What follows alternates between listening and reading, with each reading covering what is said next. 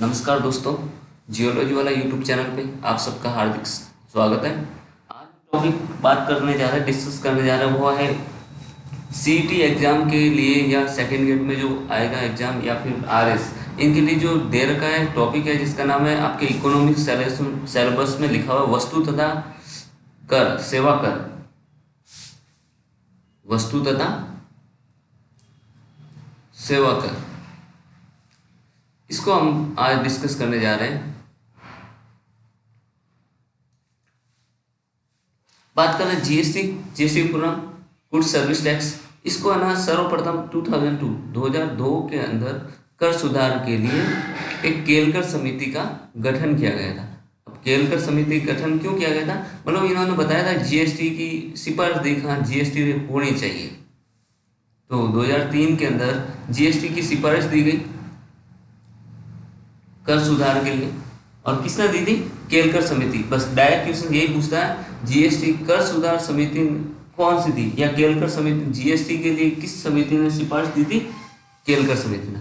फिर 2006 के बजट में ये कहा गया था कि 1 अप्रैल 2010 से क्या करेंगे, हम जीएसटी को लागू कर देंगे। बट हुआ क्या?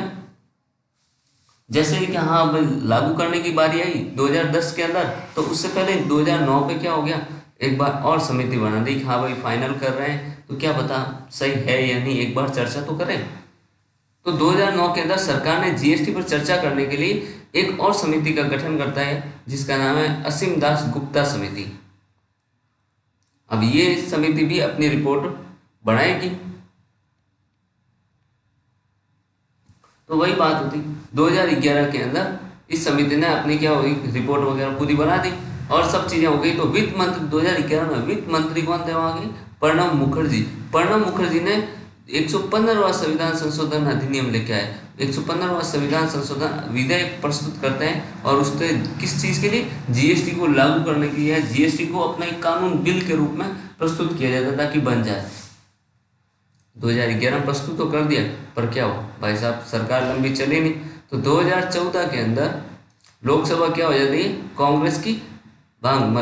और जैसे ही कांग्रेस की मतलब लोकसभा समाप्त हो रही है, इसका मतलब क्या होता है, विधेयक भी साथ साथ समाप्त हो जाता है। तो वापस उसको विधेयक को लाना पड़ेगा। दिसंबर 2014 के अंदर क्या होता है, वापस नई गवर्नमेंट बनती है, बीजेपी एनडीए सरकार। तो दिसंबर 2014 में नया संविधान संशोधन लेके आया, विधेयक लेके आया, और वो था 122वां संविधान संशोधन। बस क्वेश्चन यही फंसेगा, लगा दो 2-3 एस्टिक मार्क। कौन सा संविधान संशोधन? जीएसटी के लिए कौन सा संविधान संशोधन आया विधेयक है? वो है 122वां। और 8 सितंबर 2016 को क्या होता है, जीएसटी के लिए राष्ट्रपति ने स्वीकृति दे दी, हाँ जीएसटी सही है, और ये पारित हो गया है, बिल बन गया, कानून बन गया। तो जैसे ही कानून बना तो ये विधेयक क्या हो गया, 110वां संविधान संशोधन अनुच्छेद आर्टिकल 100 विधेयक किसमें आ जाता है, संविधान संशोधन के अंदर आ जाता है। संविधान संशोधन 101वां संविधान संशोधन, तो ये भी लगा दो क्वेश्चन, कौन से संविधान संशोधन के अंदर हुआ, तो 101वां। और विधेयक कौन सा था, 122वां। और इसको लागू कब किया, 1 जुलाई 2017 से संपूर्ण देश के अंदर जीएसटी को लागू करने का फैसला गवर्नमेंट ने ले लिया था, ले तो लिया। अब सबसे पहले लागू किसने किया? सबसे पहले लागू करने वाला जो देश है, जो राज्य था सॉरी, वो था असम, और दूसरा राज्य कौन सा है, बिहार। देखो पहला तो है आपकी जीएसटी के लिए कौन कौन सी बैठक हुई थी, केलकर समिति हुई थी 2002 में, और 1 अप्रैल को इसने सुझाव दिया था हाँ हो जाना चाहिए। फिर 2011 में वित्त मंत्री निर्मल प्रणब मुखर्जी ने 115वां संविधान संशोधन लेके आए और जीएसटी के लिए प्रस्तुत किया, बट 2014 में उनकी क्या हुई, सरकार भंग हो गई। तो विधेयक भी साथ साथ समाप्त। जैसे ही सरकार गई, विधेयक साथ गया। दिसंबर 2014 में वापस नई सरकार बनती है एनडीए, तो नया संविधान संशोधन आता है 122वां, और उसके अंदर ये बोला जाता है कि हम जीएसटी के लिए बात करेंगे, जीएसटी का परिषद बनाएंगे, करेंगे। तो 8 सितंबर 2016 को राष्ट्रपति ने उस विधेयक को हस्ताक्षर कर दिया और स्वीकृति दे दी, और यही विधेयक 101वां संविधान संशोधन बन के निकला और 1 जुलाई 2017 से लागू कर दिया गया। पहला लागू करने वाला राज्य कौन सा है, असम। यही पूछता है सबसे पहले लागू कहाँ हो, एस्ट्रिक मार्क लगा दो इस पे 2-3। असम। दूसरा बिहार। अब बात करते हैं जीएसटी की। जीएसटी की विशेषता क्या क्या? जीएसटी की विशेषता, जीएसटी में ऐसा क्या है भाई जिसकी वजह से जीएसटी को ही लागू किया? जीएसटी की विशेषताएं ये है कि जीएसटी से भारत में कैस्केडिंग इफेक्ट में कमी आएगी। कैस्केडिंग इफेक्ट, ये ध्यान रखना, एग्जाम में पूछ ले कैस्केडिंग इफेक्ट क्या होता है। कैस्केडिंग इफेक्ट में कमी इसलिए आएगी कि जो कर पे कर लगता है ना, जो टैक्स पे टैक्स, जैसे 5 रुपए की आपने चीज ली थी यहाँ से और आगे जाके उस पर 10 रुपए का और 10% टैक्स लग गया, तो ये क्या हो गया? 5 रुपये में 50 पैसे की होगी ना। और वापस इसके ऊपर रेंट लग गया, 4 रुपये 2 रुपये भाड़ा लग गया, तो 7.5 रुपये होगी। और वापस अगले स्टेट में गई, इस पे ऊपर 10% टैक्स और लग गया, तो ये क्या होगी? और बढ़ गई 8 रुपये 2 पैसे पड़ गई। तो फाइनल प्राइस इसकी ये आ गई। 5 रुपए की चीज कितने पड़ रही है? 8 रुपये, 3 3.25 रुपये एक्स्ट्रा देने पड़ रहा है। वही अब जीएसटी, एक देश एक टैक्स, मतलब इसी के ऊपर डायरेक्ट लगेगी और इसी को वापस। नहीं तो पहले क्या टैक्स के ऊपर क्या लगता था? टैक्स। इसको बोलते हैं कास्केडिंग इफेक्ट। तो जीएसटी से कास्केडिंग इफेक्ट में कमी आएगी और इससे पूरे देश में केंद्र और राज्य के कर क्या होंगे? कानून पर क्या एक रूपता है कि एक जैसे टैक्स रहेंगे। और जीएसटी एक इनडायरेक्ट टैक्स है। जीएसटी मूल्य संवर्धन, ये भी पूछ ले आपसे। जीएसटी गंतव्य आधारित टैक्स है, मतलब एक जगह ट्रांसपोर्ट करना दूसरी जगह भी जा सकता है, वहां के लिए एक व्यापक कर प्रणाली है जीएसटी। तो इन तीनों में से कोई भी आपके स्टेटमेंट बेस्ड क्वेश्चन पूछ लें, ध्यान रखें। मूल्य संवर्धन, गंतव्य आधारित, व्यापक कर प्रणाली। बट कुछ कुछ चीजें हैं जो अभी भी जीएसटी से क्या रखा है? बाहर रखी। कौन कौन सी? एक तो है विद्युत, दूसरा मादक पेय पदार्थ, तीसरा पेट्रोलियम। यही तो है सरकार, मादक पेय पदार्थ। वेट गवर्नमेंट को सबसे ज्यादा क्या करता है? खर्चे पूर्ण करने के लिए एक तरह का रिसीव्ड है। फिर जीएसटी कितने टाइप की है? जैसे कि 5%, 10%, उसी तरह जीएसटी के लिए 4 तरह डिसाइड कर रही है। 5%, 12%, 18%, 28%, 4 तरह की जीएसटी टैक्स है। और भी आगे बढ़ सकती है, ये तो अब जीएसटी परिषद की काउंसिल होती है, वही बताएगी। अब बात करते हैं जीएसटी परिषद के काउंसिल की।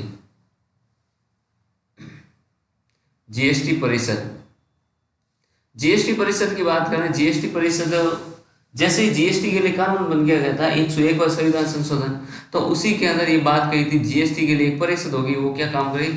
तो उसका काम था जीएसटी के लिए सारा कार्य देखना करना, क्या भाई जीएसटी कैसे लगाना करना, वो सारा जीएसटी पे चर्चा। कास्केडिंग इफेक्ट के लिए कार्य हम अब बाद में पढ़ेंगे। पर जीएसटी के लिए काउंसिल के लिए कौन सा अनुच्छेद है, ये पूछता है क्वेश्चन। जीएसटी संविधान के अनुच्छेद 279A। और इसका गठन कब किया गया था? 12 सितंबर 2016 को इसका गठन किया गया था। जीएसटी एक क्या है? परिषद। एक जीएसटी परिषद एक तरह की संवैधानिक संस्था है जिसका 279A आर्टिकल में उल्लेख है। अब इसके अध्यक्ष कौन होते हैं? और वही वित्त बना रहे हो, इतना बड़ा काउंसिल बना रहे हो परिषद, तो उसका कोई अध्यक्ष भी तो होगा। तो सब इसके अध्यक्ष है केंद्रीय वित्त मंत्री, सदस्य है केंद्रीय वित्त राज्य मंत्री, 28 राज्यों के वित्त मंत्री और 2 केंद्र शासित प्रदेशों के वित्त मंत्री। टोटल मिला के कुल सदस्य कितने होते हैं? ये भी पूछ ले आपसे। 33 सदस्य होते हैं। हेड कौन करता है जीएसटी परिषद की बैठक को? हमेशा ध्यान रखना, ये करता है आपके केंद्रीय वित्त मंत्री। अभी कौन है हाल फिलहाल? निर्मला सीतारमण।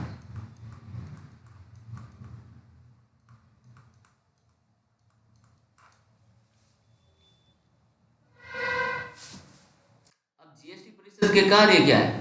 जीएसटी परिषद बनाने पर इसके काम क्या क्या रहेंगे जीएसटी परिषद के?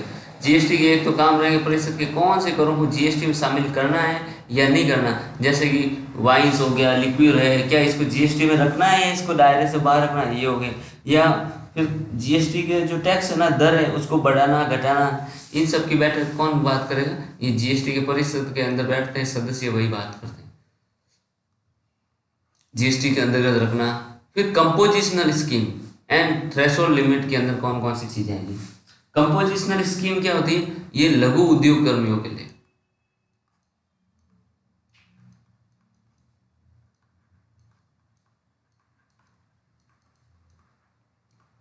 कंपोजिशनल स्कीम लघु उद्योग के लिए, और इसमें यह बताया गया है कि एक माह में क्या है 3 बार रिटर्न भरना है, 3 बार जीएसटी रिटर्न बढ़ना है। बट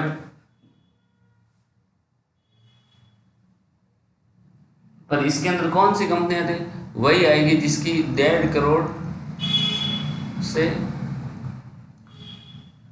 कम टर्नओवर है। बट पहाड़ी क्षेत्रों में इसका क्या कर रखा है, उल्लेख है कि 75 लाख से कम है, वो भी क्या होगा इसके अंदर आएगा। क्योंकि पहाड़ी क्षेत्र के अंदर क्या होता है कि बिजनेस कम होगा ना, पहाड़ों की वजह से आना जाना ट्रांसपोर्टेशन चार्ज ज़्यादा होता है।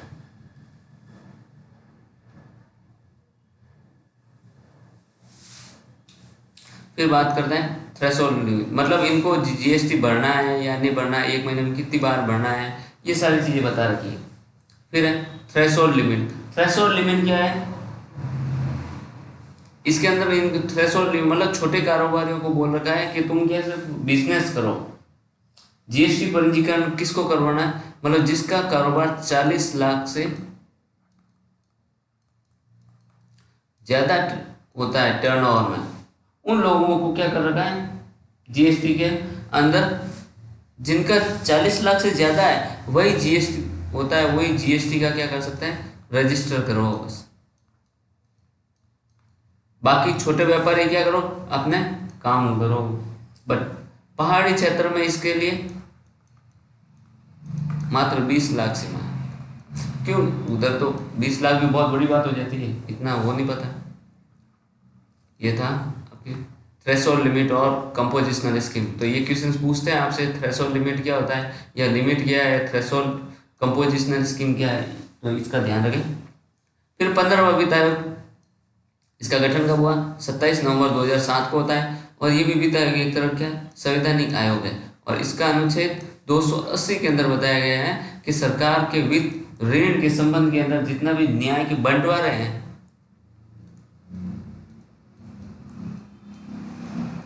बंटवारे की सिफारिश है। जैसे कि जीएसटी तो क्या है 18% लग रहा है, तो 18% में 9% तो है स्टेट का और 9% किसका है इसमें, यूनियन का, सेंट्रल गवर्नमेंट का। अब तो ये जो 9% ये भी तो स्टेट गवर्नमेंट सेंट्रल गवर्नमेंट के पास पहुंच गया, तो इसका बंटवारा करके वापस इनको देना तो पड़ेगा ना। तो इसके लिए क्या वित्त आयोग होता है, वो सब बैठ के बातचीत करते हैं। तो सबसे बड़ी बात की जाए तो हमें राजस्व करों में सबसे ज्यादा योगदान किसने का है, जीएसटी का सबसे ज्यादा है 29% है, जबकि निगम कर है वो कितना 25% ही है। तो सबसे ज्यादा अगर राजस्व करों में योगदान पूछे तो किसका होगा, आपके जीएसटी का ही होगा। और कुछ कुछ चीजें जो अभी भी जीएसटी से बाहर है, जैसे वेट, सेवा कर, राज्य चुंगी या फिर आपके राज्य विज्ञापन टैक्स, ये सारी चीजें हैं वो अभी भी क्या है, इससे बाहर है। अब 15वां वित्त आयोग का अध्यक्ष कौन है? नंद किशोर शर्मा, नंद किशोर सिंह आयोग। अपने आज पढ़ा गया एक तो केलकर समिति, ये कौन है, टैक्स रिफॉर्म के लिए बनाई गई समिति है। और जीएसटी की सिफारिश दी थी इन्होंने 2003 के अंदर बताया। फिर जीएसटी के लिए जो बिल आया था वो कौन सा है, 115वां संविधान संशोधन आया था प्रणब मुखर्जी के द्वारा। ये तो क्या हो गया, फेल हो गया, लोकसभा भंग। 122वां संविधान संशोधन था, 122वां संविधान संशोधन ये पास होता है और क्या बनाया जाता है, 101वां संविधान संशोधन हो जाता है और इसके अंदर ये चीजें होती है। जबकि ये क्या था, विधेयक था जो प्रस्तुत किया गया, और ये क्या हुआ 2017 के अंदर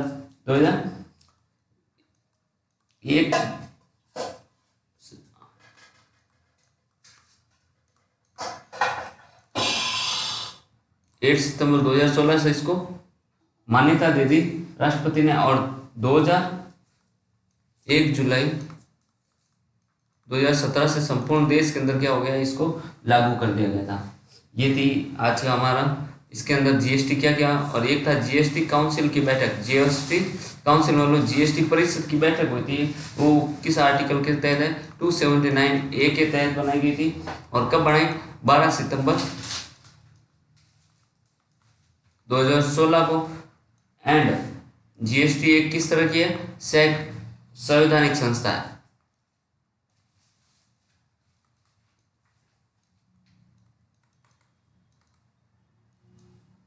और इसको जीएसटी को है काउंसिल बैठक को हेड कौन करता है, केंद्रीय वित्त मंत्री।